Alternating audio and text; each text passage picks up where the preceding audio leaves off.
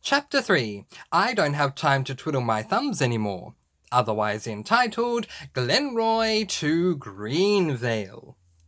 Remember how in a previous chapter I spoke about twiddling my thumbs between having my schoolwork done and the bell ringing at the Bronx, aka Glenroy West Primary School? Well, I don't know how it came about, but one day my mother provided a smooth transition for me to another school, and boy, it couldn't have been any more different than Glenroy West. If Glenroy West was the Bronx, Greenvale, the school for you and me, primary school, was the way the upper class live. At least to a small child who didn't know any better. Greenvale Primary, the school for you and me, was literally the school song. I can't believe I still remember it to this day. Greenvale Primary, the school for you and me. Greenvale Primary, a great place to be. Repeat. Greenvale Primary, the school for you and me. Greenvale Primary, a great place to be. And turns out, it was. Granted, in retrospect, I didn't go to any private schools at all in my life, but Greenvale, despite being a public school officially, might as well have been private as far as I was concerned. Everything at Greenvale was so immaculately picturesque. From the trimmed, lusciously green trees and bushes, to the beautiful buildings, to the next to no trash on the ground at all. Just by viewing it, I could tell it was a more highly regarded school. The principal was a man by the name of Lloyd Mitchell, a man I could tell from day one was not a man to be crossed. I transitioned in grade 2, and really, looking back, I can't believe how smooth the transition was. I made some friends at long last, and had a teacher that was so competent she gave me more work to do if I finished what I needed to before the bell went. It was clear to me from the get-go that Greenvale Primary was invested in nurturing their students to grow as much as they could. My sister's experience was different, having a learning disability from a young age. I don't know if the school was prepared for it. My sister's disability wasn't physical, and I think that made all the difference in the world, as the school had 2 students in wheelchairs that they accommodated for. Speaking of disabilities, I'd be remiss if I didn't mention Sonia here. My mother ended up working in the uniform shop at Greenvale. She also ended up volunteering in the library at one point, which, as you can imagine, I loved. But it was while at the uniform shop that my mother asked me to befriend a girl by the name of Sonia. I knew who Sonia was. I think it was a combination of both her disability and her name, because I didn't know of any other Sonias at the school.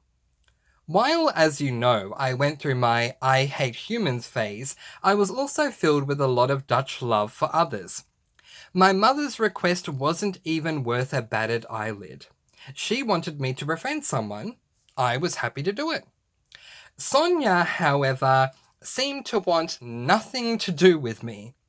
Though I know what you're thinking. Francie, you were young. You probably only thought that. No! I may have been young, but I wasn't wrong, and I had proof. A lot of the times, when Sonia saw me coming towards her, she'd run off to the girls' bathroom so I couldn't follow her. Yeah, I mean it when I say it was obvious she wanted nothing to do with me. To make matters worse, Sonia had this friend called Nicole, and the pair of them teased me relentlessly for being gay. I wasn't gay, but that wasn't the point. They were convinced I was. Speaking of teasing, the irony looking back is that the most common form of teasing I got at Greenvale was being called, get this, Francois Poshy. My only perception of the word posh comes from the movie Chitty Chitty Bang Bang. Grandpa Potts sings a song literally called Posh, or P-O-S-H, Posh. I never liked the song, and my interpretation of the word back then was that of an old, boring guy singing a song equals the word posh. Now knowing what posh actually means, I look back and think, wow, I was quite possibly the poorest kid financially at the school, and you called me posh? The irony! But back to Sonia. She wanted nothing to do with me, and my mother kept pushing me to try and be friends with her. I did keep trying, but always with the same results. She'd either run to the girls' bathroom or tease me about being gay. Grade 6 is the final year in primary school, and therefore the year, as a student, you prepare for high school. While at Greenvale, my mother discovered my passion for the performing arts. I was in the school choir. I played the treble recorder, which is a bigger version of the standard recorder instrument, in the school band. Even outside of school, I was in the Helen O'Grady Drama Academy, and I absolutely loved every single moment of it. Because of this, my mother sought out a high school that would allow me to excel in performing arts, and we went with Essendon Keilor College. Towards the end of my grade 6 year, students who graduated the year before came back to the school to discuss what high school is like to prepare you. Sonia came to our classroom to discuss her experience. At this point, I knew where I was going and frankly couldn't wait to get to EKC. And then Sonia said, when my teacher, Miss Horpenich, asked, "Where do you go?" with Essendon Keilor College. It seemed Sonia hadn't seen the last of me yet. All in all, Greenvale served as a fantastic school for me. I learned and grew some more. At graduation, scholarships were being handed out, and I remember the teacher describing a recipient, and people were mumbling two names. "It's Francois. No, it's Ben. No, it's Francois. No, it's Ben." Turned out it was Ben in the end, but I don't begrudge him of that. While Ben and I weren't close at all, we were very similar as students, and so I took the compliment despite not getting the scholarship. So the question becomes, did Greenvale Primary School prepare me for Essendon Keilor College? And the answer is, you'll find out soon enough. Chapter 4. Game, set, and match, I'm hooked. In January of 1997, I was going to be in grade 5 at Greenvale Primary School. For those of us in Australia, the school year and the calendar year sync up. I don't quite understand how, or more to the point why, they don't overseas. Here in Australia, the school year starts towards the end of January and ends towards the end of December. In the United States, the school year starts in September and ends in around May or June. At least that's what it's showing me online. I think it's even similar in the UK. Granted, I have lived in Australia all my life, so it's what I'm used to. But I seriously do not get how you can start a school year practically 3/4 of the way through the actual year. Moving on. In the last week of January 1997, the last week of the summer holidays before the school year started, my mother, grandmother, sister, and I went to stay in a friend of my grandmother's caravan in a caravan park. It was so nice to get away, and as a kid, not once did I think bad thoughts about it being a caravan park. It was a holiday, and I loved it. On the night of January 25, a facet of my life changed forever. It was a hot night, and therefore there was no air conditioning in the caravan and I couldn't sleep. So I got up and went into the living area where my mother and grandmother were watching something. Sport, I guess? Two women had these rackets in their hands and were hitting a ball back and forth over a net. My inquisitive mind needed to know more, so I asked the obvious question. I was told that it was a sport called tennis. I was then told that the two people on the court were tennis players, and their names were Martina Hingis and Conchita Martinez. The event was called the Australian Open, and it took place, of all areas, in Melbourne, the city I lived in. I loved watching what I could before I became too tired and fell asleep, but after I got back home, I looked up tennis online. Turns out there were two tours, the men's tour and the women's tour. Over the course of that year, I got to know as much as I could about tennis, and in 1998, I watched the Australian Open again. In 1999, I went to high school, but now the word I associated between myself and tennis was obsession. You see, tennis back then lasted the duration of the entire year. It began in Australia in January and ended in November. Nowadays, it ends in October or early November. The obsession was absolutely one-sided. Men's tennis took way too long. Seriously? 5 hours to watch a men's match? No. Women's tennis was my game. The governing body of the women's tour was and still is the WTA, which stands for Women's Tennis Association. In year 7, I discovered their website, and I followed everything I could on that site throughout many, many years to come. At the time, when I saw that first match, I was playing basketball for the Greenvale Tigers. I had a stint in liking basketball, but once I'd seen the Hingis-Martinez match, basketball meant nothing to me anymore, and I soundly and promptly quit the team. Mainly growing up in the 2000s era of women's tennis, I grew to love Hingis, who was my introduction to the game, but also Serena and Venus Williams, Maria Sharapova, Victoria Azarenka, and Ana Ivanovic. But the special places in my heart were reserved for Australia's own Jelena Dokic and Slovak Republican Daniela Hantukova. I still love tennis to this day, but the obsession has waned. At one point in my life, I could tell you not only who was in the top 10 of women's tennis, but where they were ranked. If they were playing that week, if they were still in the tournament, or when they lost in the tournament, what tournament or tournaments were on that week, and what level the tournament was. Every WTA tennis event comes with ranking points. These points determine where a player is ranked on the tour.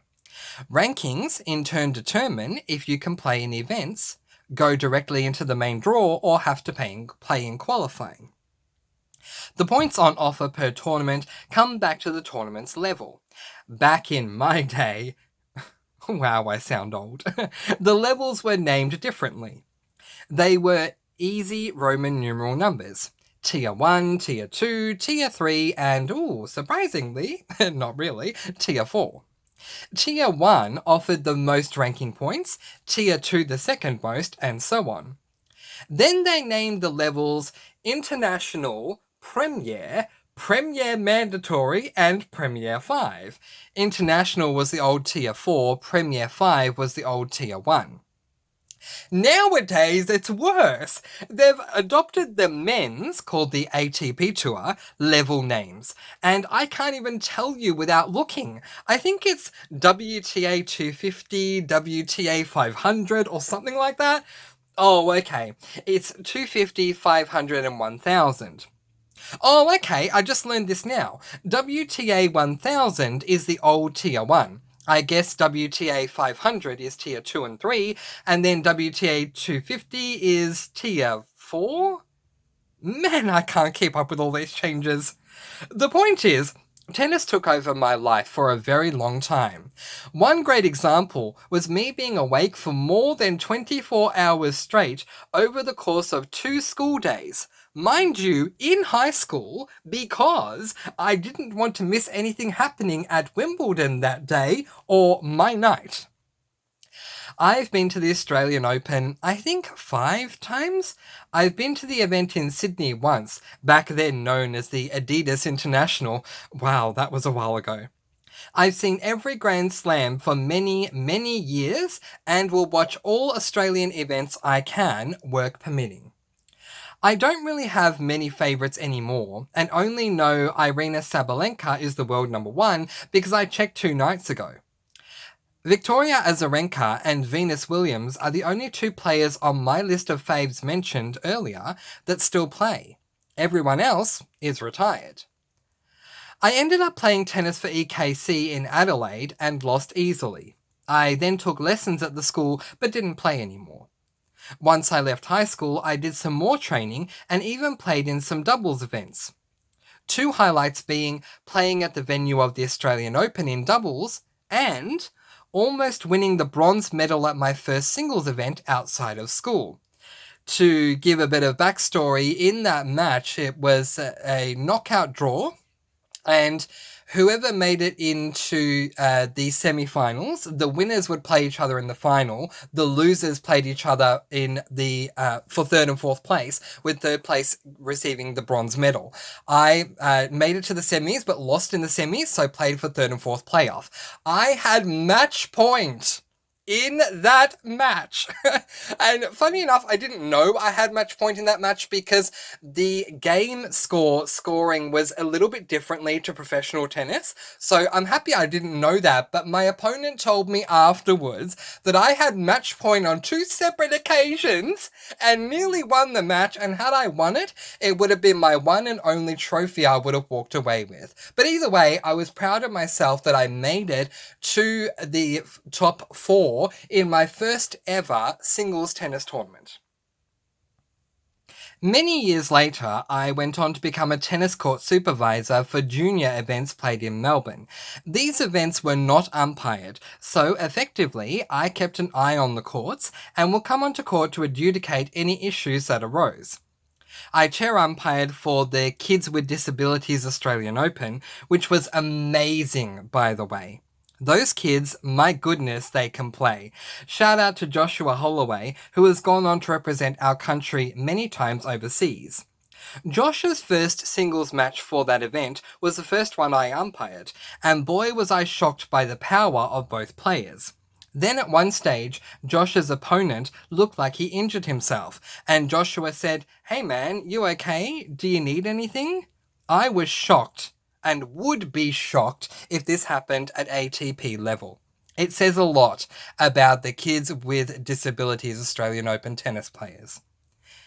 I tried becoming a linesman, but man, that was so not for me. The idea of tennis balls shooting at me at 200 kilometers an hour or faster like some massive bullet, and you have to stand still and not flinch? Yeah, did not work for me. But that's tennis for you. And as I mentioned earlier, I still love it to this day. A massive thank you to my mother and grandmother for watching tennis that fateful night, as well as to all the players that entertained me over the years, and to Billie Jean King and the original 9 of the WTA Tour. My massive thank you to you all. Chapter 5. Clearly I know how to pick 'em. You know that saying, clearly I know how to pick 'em? Usually it's when a woman or even a man is referring to friends or something more type relationship that becomes the umpteenth one that didn't work out. I left Greenvale Primary School knowing that Sonia didn't want my friendship, and yet also knowing she'd be at Essendon Keilor College, or EKC for short. Towards the end of 1998, there was this orientation day thing where new students for the following year got to come down to their new school and check it out for the day. I was so prepared. Think of the most prepared or smart TV character you know. For me, that would be Spencer Hastings from Pretty Little Liars, or Rory Gilmore from Gilmore Girls. That was me. I was, in a word, ready for orientation day. I couldn't wait to soak in this one cheat day of high school. That lasted, about 5 minutes if that. There were these sheets of paper attached to what I now know of as the gym doors, letting everyone know what group they were in. I found my name and worked out the room I needed to go to, and was just about to leave when this guy stood next to me. Holy crap, he was cute! Yeah, it was around this time I realized guys could be cute. But give me a minute as I delve into that a whole lot more in the next chapter. Turns out his name was Ryan. I've somehow never come across another person named Ryan in my life. Oh, sure, there are film stars and TV and stuff, but in my personal life, I've never come across another Ryan. Ryan would literally change the course of my life at EKC. I kid you not. I went into this orientation day as Spencer Hastings meets Rory Gilmore. They had a baby. That baby is me. That amount of ready to absorb it all. And then, boom, there was Ryan. And oh, what's that?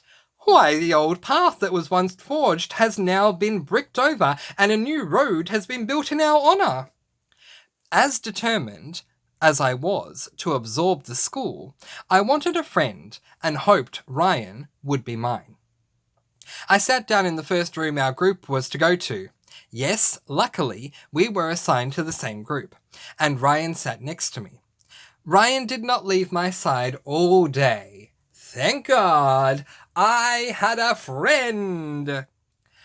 Ryan would end up in my homeroom, and all of my classes except one in year 10. He got into film studies and I did gaining justice, but apart from that, the pair of us were inseparable. The unfortunate thing about this, that I found in retrospect, is that I ended up falling into a situation of detrimental reliance with Ryan. The bad thing was, while this was a fresh start for me, sans Sonia, Ryan came from the primary school that was literally next door. And boy howdy, if I got gay teased by Sonia and Nicole, apparently Ryan got it from everyone at his primary school. Kids can be so cruel is such an easy throwaway line. My response to that line is, yeah, they can. What are you going to do about it? This gay teasing followed Ryan to EKC, and because I was his friend, I was lumped into it too. And suddenly my moment of, yay, I'm not an outcast anymore, went to heck in a handbasket as I found myself right back there. Just as in Greenvale, just as in Glenroy West. But in the spirit of it was bad because of X and it was good because of Y. Repeat. Ryan was actually a very entertaining friend. Ryan lived in a world of make-believe. Even now to this day, I love him for it. Before long, he and I were drawing people from our worlds. His was called Rice Stars and mine was called Groups. He drew well, and I was horrible. But who cared? We had our worlds, and that's what mattered. We held auditions for bands, actors for films, did a version of Survivor, and even had our own Groups and Rice Stars awards show. It was a blast. But it was bad because it came at the cost of my schoolwork. In the time most people took notes, Ryan and I were drawing and doing our Groups and Rice Star stuff. So when it came to test time, as Willy Wonka says about Veruca Salt, bomb bomb, down the chute, it went. I remember my parent-teacher interviews had one commonality. He's a good student, they'd start with, but he talks too much to Ryan. I think he'd do better if he wasn't sitting next to Ryan, others would say. One even said, he's a good kid, but, well, do you know Ryan? Suffice it to say, the teachers were heavily against us being friends. Somehow, I made it through every single year of EKC that Ryan was by my side. But it wasn't easy. Ryan and I handled the chore of classes as well as we could, thanks to Groups and Rice Stars. But if there was one class we absolutely abhorred, it was sport. Known in Aussie schools as PE, or physical education, Ryan and I couldn't stand these classes. Well, I was okay in the slim moments we played tennis for that lesson, but cricket, soccer, lacrosse, they weren't for us. Ryan and I quickly realised no sports uniform equals no sport. No sports uniform also equals detention, but what's detention when you don't have to do PE? Little did the teachers know, my uniform was in my bag, but they didn't need to know that.